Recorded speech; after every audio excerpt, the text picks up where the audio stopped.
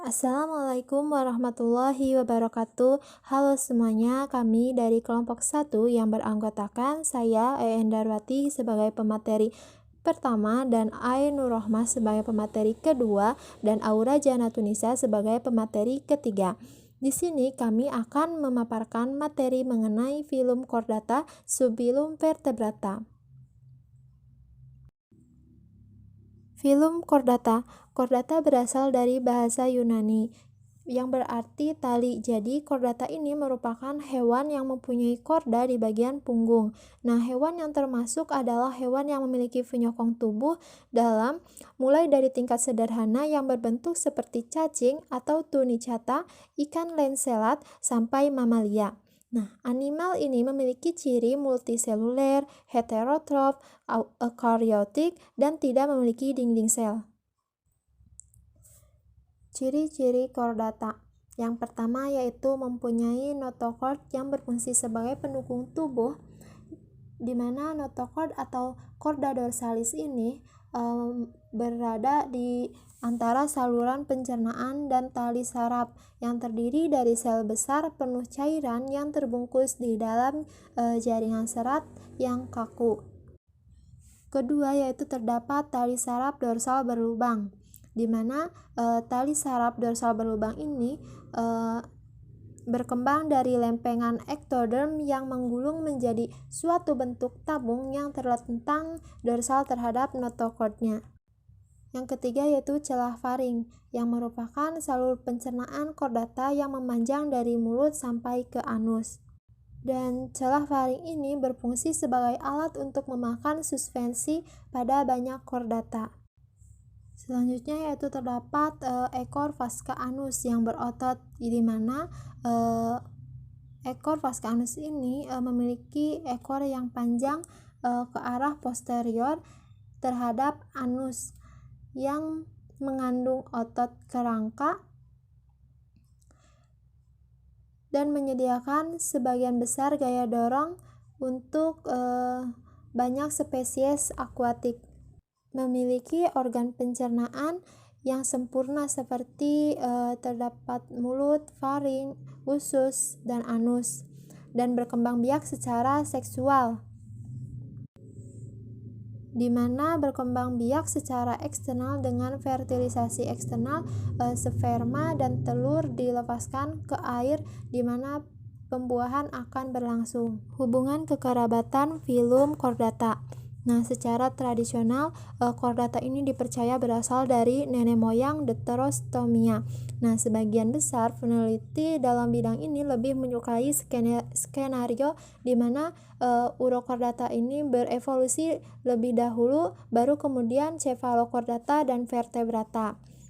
Namun, penelitian yang lebih baru berdasarkan filogenetik, molekuler, genom, dan biologi evolusi mendemonstrasikan bahwa echinodermata ini dan hemichordata membentuk sebuah klad, lalu urochordata dan cephalochordata dan vertebrata membentuk klad yang lain.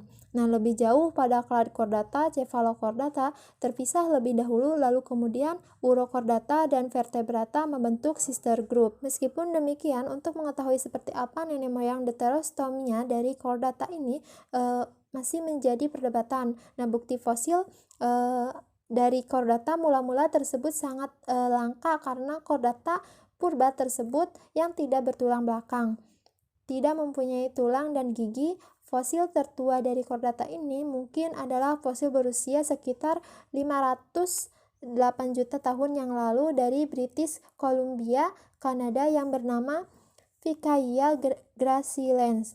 Hewan yang sudah punah ini termasuk dalam subfilum Cephalochordata. Percabangan evolusi vertebrata yaitu dimulai dengan evolusi rahang, yaitu kelompok Cyclostomata atau tidak berahang, yaitu Myxini dan Petromyxontida terpisah lebih awal. Secara tradisional, Myxini tadinya tidak termasuk vertebrata. Nah, karena hewan ini tidak memiliki tulang belakang. Nah, akan tetapi penelitian lebih baru membuktikan bahwa Myxini ini dan Petromisantida adalah sister group, dan mix ini memiliki tulang belakang primitif atau dasar. Nah, hal ini membuat istilah Craniata menjadi sama dengan istilah vertebrata. Pandangan ini saat ini lebih banyak dipakai dan didukung oleh berbagai literatur.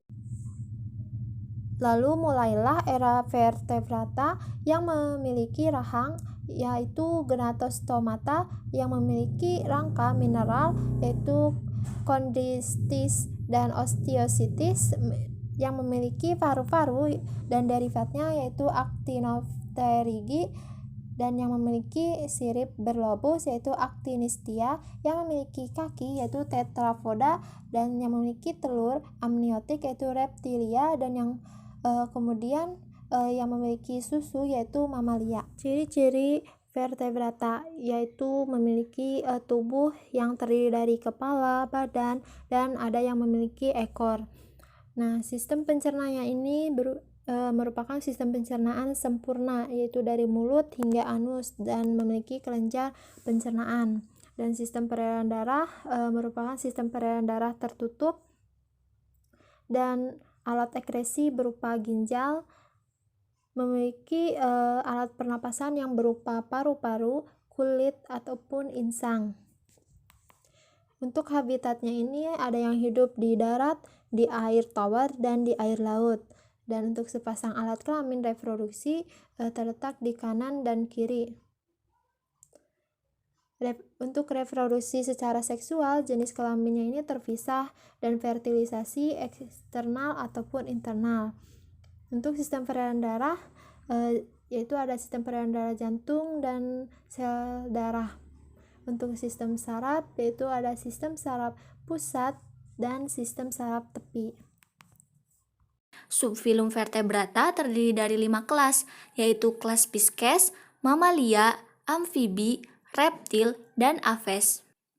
Subfilum vertebrata kelas Pisces atau ikan memiliki ciri-ciri atau karakteristik adalah mereka merupakan hewan akuatik, bernapas dengan insang. Beberapa hewan memiliki organ tambahan seperti arborescens dan paru-paru.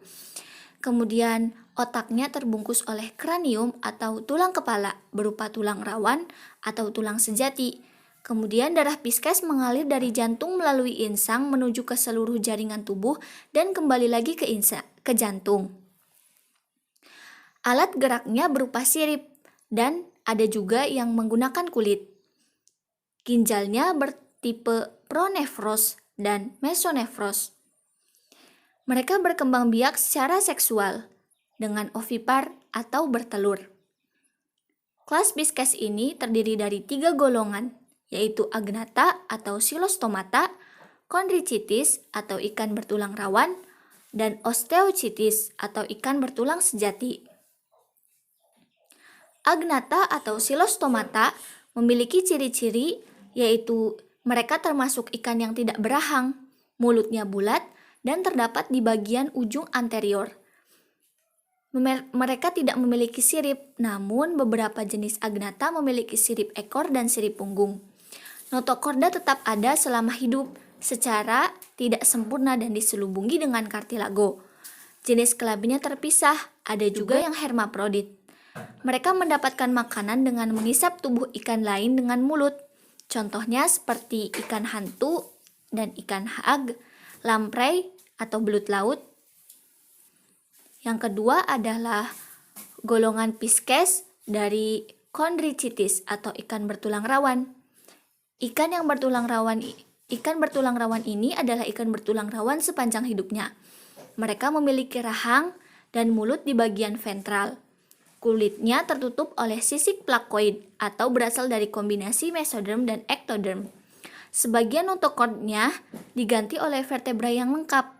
Kemudian ginjalnya bertipe mesonefros. Jenis kelaminnya terpisah dan fertilisasi eksternal atau internal.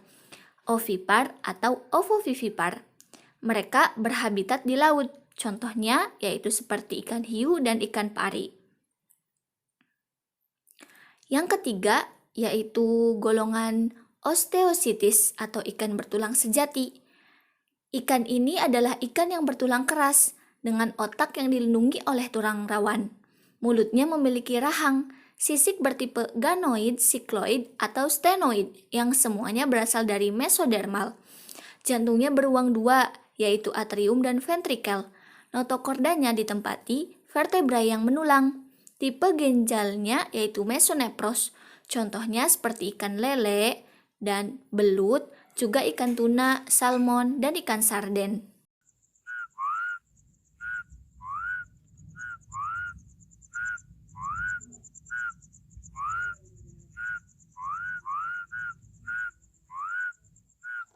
Amfibi dikenal sebagai hewan yang hidup di dua alam, karena kemampuannya bertahan hidup baik di darat maupun di air.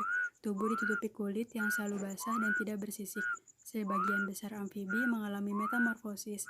Fase larva bernapas dengan insang dan hidup di air, sedangkan pada fase dewasa bernapas dengan paru-paru dan kulit dan hidup di darat. Jantungnya beruang tiga, terdiri 2 atrium serambi dan 1 ventrikel bilik. Pada amfibi, jenis kelamin terpisah dan pembiakan bersifat ovipar atau bertelur. Ordo dalam amfibi dibagi menjadi 3. Yang pertama yaitu ordo Caudata.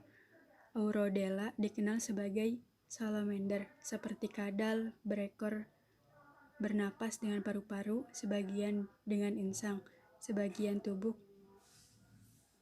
Ordo dalam amfibi dibagi menjadi 3, yaitu yang pertama ordo Caudata atau Urodela, dikenal sebagai salamander seperti kadal, berekor, bernapas dengan paru-paru, sebagian dengan insang, bagian tubuh yaitu kepala, badan, dan ekor.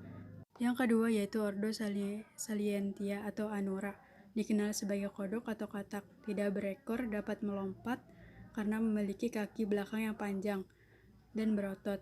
Pernapasan berudu dengan insang, dewasa dengan paru-paru, dibantu oleh kulit, tidak memiliki leher, kaki depan lebih pendek dibandingkan belakang, memiliki selaput renang pada jari-jari kaki, mengalami metamorfosis, fertilisasi eksternal. Yang ketiga yaitu ordo Apoda atau Gymnophiona, dikenal dengan sesila, menyerupai cacing tanpa kaki, tubuh tersusun atas kepala, badan, dan ekor. Tubuh memanjang, tinggal di dalam tanah. Saat larva tinggal di air, bernapas dengan insang. Ketiga yaitu reptil atau hewan melata, berkulit kering, tertutup oleh sisik atau papan epidermal. Vertebra berkembang baik, terbagi menjadi 5 bagian yaitu cervical, thoraca, lumbar, sacral, dan ekor. Jari-jarinya bercakar. Mata memiliki kelenjar air mata yang menjaga agar mata tetap basah. Reptil bernapas dengan paru-paru, di mana strukturnya lebih kompleks daripada paru-paru amfibi. Jantung beruang 4, terdiri 2 atrium serambi dan 2 ventrikel bilik. Sekat antara kedua bilik hampir sempurna. Ginjal bertipe metanefros.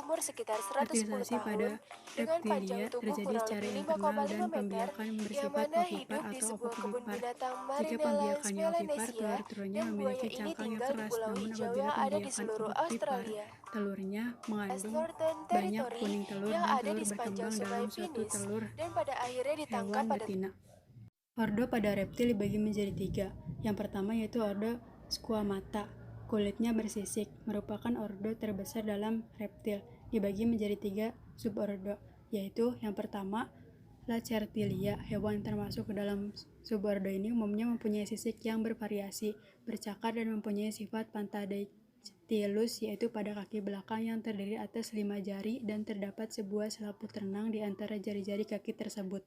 Hewan yang termasuk ke dalam subordo ini mempunyai kelopak mata dan lubang telinga.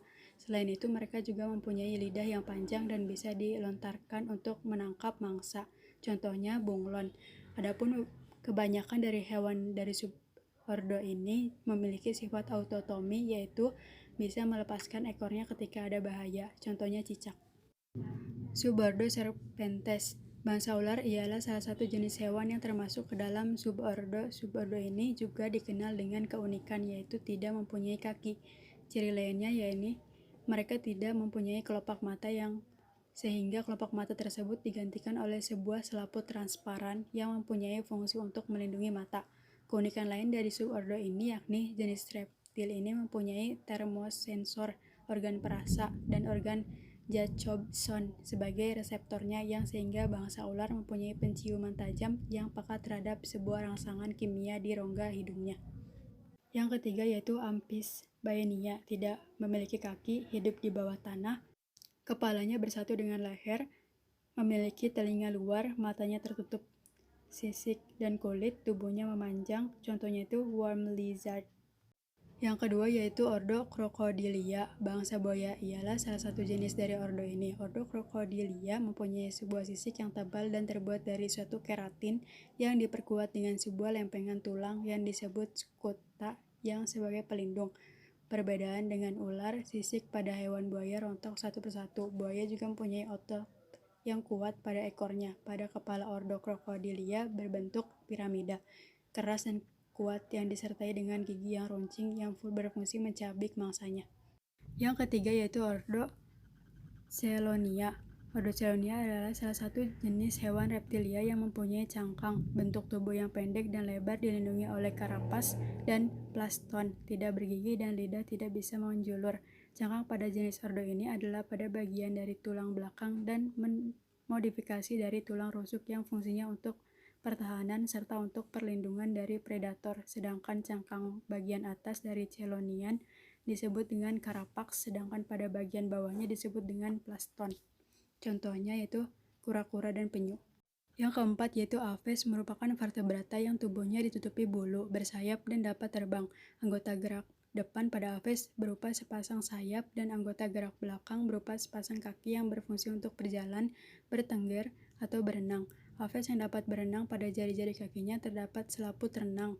Mata pada Aves berkembang baik, memiliki membran niktitan.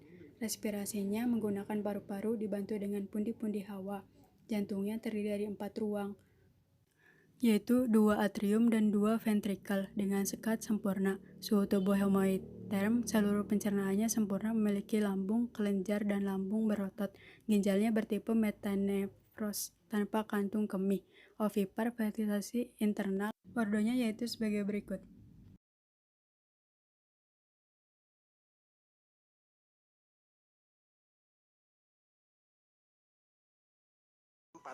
Mamalia memiliki tubuh yang ditutupi oleh rambut. Mamalia betina mempunyai kelenjar mamae, anggota gerak fungsinya untuk berjalan, berenang, memegang, dan terbang. Gigi mamalia meliputi gigi seri, taring, dan geraham.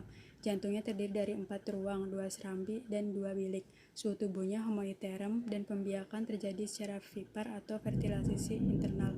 Vertebrata pada Aves yaitu daging dan telurnya sebagai sumber protein, sebagai bahan industri, sebagai peliharaan, sebagai pengendali hama. Pada mamalia memiliki fungsi yaitu susu dan daging sebagai sumber protein hewani, kulit sebagai bahan kerajinan untuk transportasi, misalkan membantu petani membajak sawah. Pada reptil sebagai peliharaan, kulitnya sebagai kerajinan untuk konsumsi, misalkan telur penyu, racun ular sebagai obat, sebagai predator alami memakan tikus. Pada Pisces itu sebagai sumber protein hewani, minyak ikan sebagai sumber vitamin A, tulang ikan sebagai bahan perekat, sebagai peliharaan hiasan akuarium. Pada amfibi yaitu sebagai sumber protein hewani, pengendali hama makanan, hama serangga. Peranan merugikan vertebrata seperti penyebab dan penular penyakit, misalkan tikus, hama tanaman, misalkan tikus babi hutan, pemakan hasil tanaman, misalkan tikus kalong babi hutan, penyebaran bis dan racun, misalkan ular, kemudian penyebab virus, misalkan kelompok Aves. Terima kasih, sekian presentasi dari kelompok kami, kurang lebihnya mohon maaf. Wassalamualaikum warahmatullahi wabarakatuh.